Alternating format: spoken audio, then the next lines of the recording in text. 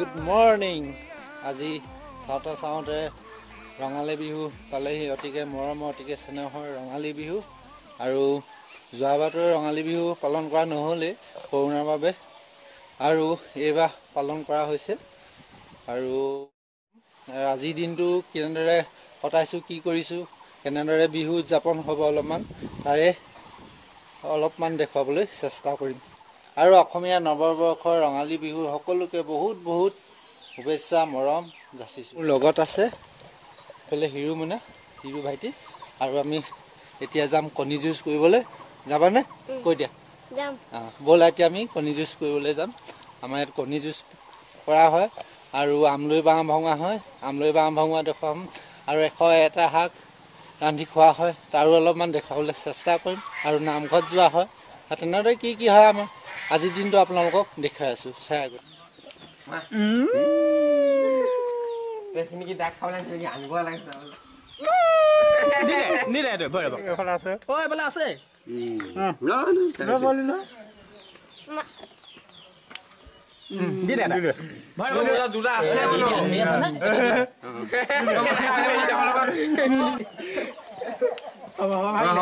তুমি নালাগে দেই,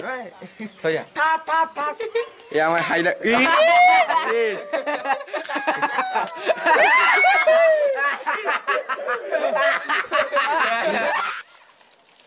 ভাই দেখিম মাৰি দিও। মজা মাল ওলাইছে দেই,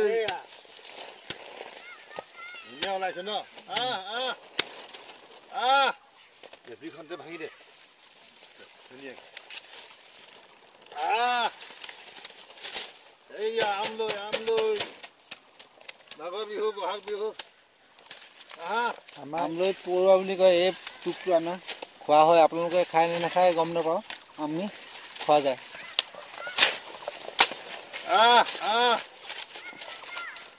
আমলৈ পৰুৱাৰ বাঁহ টোপ খোৱা এটা পৰম্পৰা আছে। আপোনালোকৰ খাই নে নাখায় কমেণ্টত জনাবচোন। আৰু এনেদৰে বহুত কষ্ট হয় এই বাঁহ ভাঙিবলৈ। চাওক কেনেদৰে কামুৰিছে। খাবলৈ কিন্তু বহুত টেষ্টি আছে। আপোনালোকে কোনে কোনে খাই কমেণ্টত জনাবচোন। আৰু অলৰেডি আমাৰ আমলৈ পৰুৱা বাঁহ ভাঙা হৈ গ'ল। চাওক কিমান টোপ ওলাইছে, এয়া চাওক। আৰু আমি এয়া কণীৰ লগত ফ্ৰাই কৰি খাম। চাওক এয়া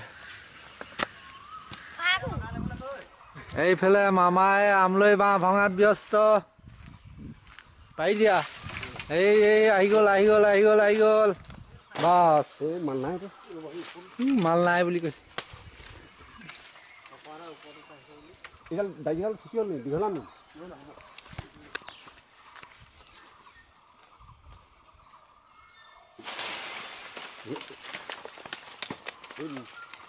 আৰু বৰ্তমান আমি ইমান দূৰ পাইছোঁ, চাই লওক।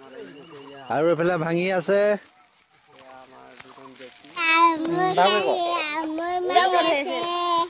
আমলৈ পাৰিছে, আমি চাই আছো।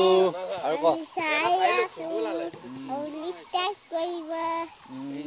নহয়, ছাবস্ক্ৰাইব কৰিব।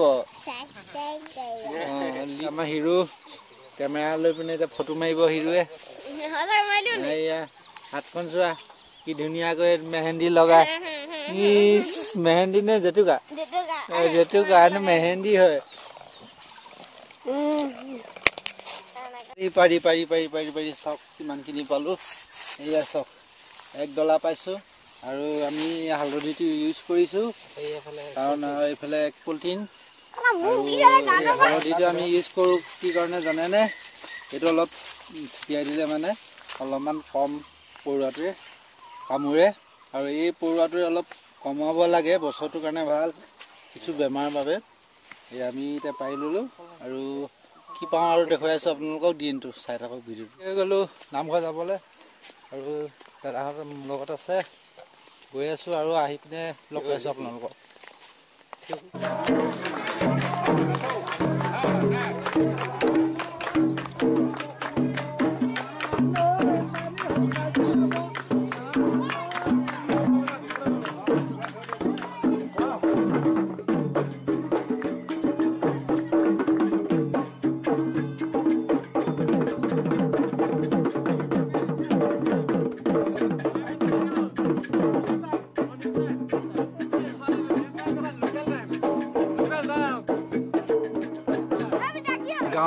সকলো লগ লাগি এনেদৰে বিহু ইয়াতে হুঁচৰি প্ৰদৰ্শন কৰা হয়। তাৰপিছতে ঘৰে ঘৰে বিহু মৰা হয়। এয়া চাওক আজি ৰঙালী বিহু উপলক্ষে কেনেকুৱা অনুভৱ হৈছে? সমস্ত অসমবাসীলৈ অভিনন্দন জনাইছোঁ। আজি অসমৰ জাতীয় উৎসৱ ৰঙালী বিহু বাপতিসাহোন আজি আমাৰ গাঁৱৰ পৰম্পৰা গুৰুগৃহ প্ৰাংগণত আমি পালন কৰা সকলোৱে একগোট হৈ পালন কৰা হ'ল। নামঘৰৰ পৰা আহি গ'লোঁ আৰু এতিয়া ভাইটি দুটামান আছে লগত। সেই ভাইটি দুটাৰ লগত কি কৰি আছোঁ চাই থাককচোন।